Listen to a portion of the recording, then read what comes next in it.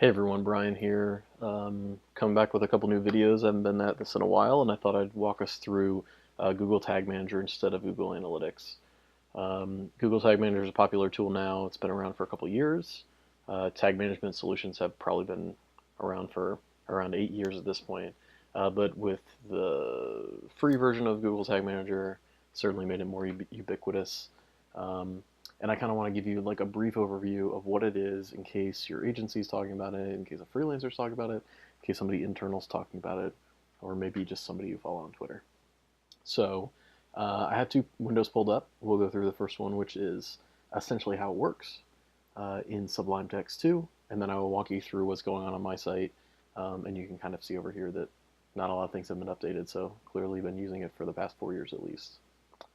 Okay, so tag management solution and how it works. Essentially on every site, um, even on Google's own domain and the tag manager subdomain, there's JavaScript being used to basically like call Google Analytics and like all of these other ad platforms, and Google certainly uses quite a few of different things, mostly internal, but you can see a lot of things being called. And so what Tag Manager does is it consolidates those into one script. So the benefits really being that you only have to have one script on your site. Um, and then you don't have to have a developer go in and make changes. You don't have to go into your theme or your your hosting provider and edit files manually. You can just have this Google Tag Manager snippet added once, and then it will forever work.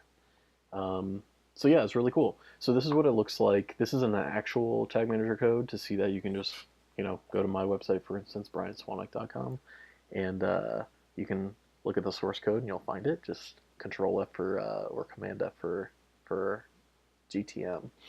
But this is what it looks like. It's just one script that then makes a call to the database of your other scripts.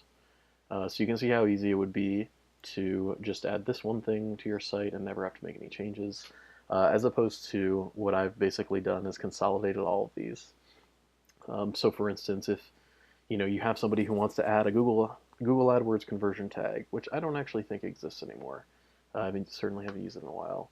You have to go in and manually edit what's happening on your website. So you have to like go into the theme, and if it's in WordPress or another CMS, you're gonna have to have a developer make edits to it. If you work at a medium to large company, and even some small companies, there's gonna be basically a fist fight over whether or not this is possible, when it can fit into the backlog, all these things.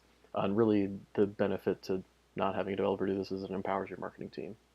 So instead of listing all of these things and saying like, oh, well, I want the Pinterest pixel to do other things, and I have to add Optimizely in there and VWO, you can just add in the Google Tag Manager um, tag, and then you can make all of these changes here. So this is your workspace in Tag Manager. If you go to tagmanager.google.com, you can sign up and get to the same spot. You will not have any tags to begin with, and all of this will be blank, but creating one is actually pretty new, or pretty easy, excuse me. So yeah, I think that's a good place to stop for the overview.